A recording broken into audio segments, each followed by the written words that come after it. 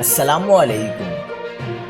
کراچی میں ڈاکٹر کے قتل کی سپاری لینے والے 2 ٹارگٹ کلرز کے اہم انکشافات۔ سپاری دبئی سے 9 لاکھ روپے میں دی گئی تھی۔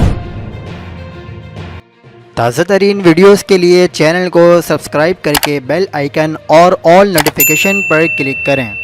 آپ کو بتاتے چلیں کہ کراچی ایسٹ پولیس کے ہاتھوں گرفتار 2 ٹارگٹ کلرز نے دوران تفتیش اہم انکشافات کیے۔ ملزمان کی شناختی دستاویز اور تصاویر بھی سامنے آ گئی ہیں۔ ملزمان نے انکشاف کیا کہ ایک ڈاکٹر کو قتل کرنے کے لیے اسلحہ بنارس پل کے نیچے فراہم کیا گیا۔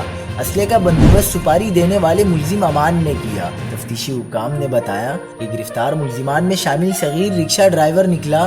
دبئی میں موجود امان اور رکشہ ڈرائیور صغیر کی ملاقات 2017 میں ہوئی۔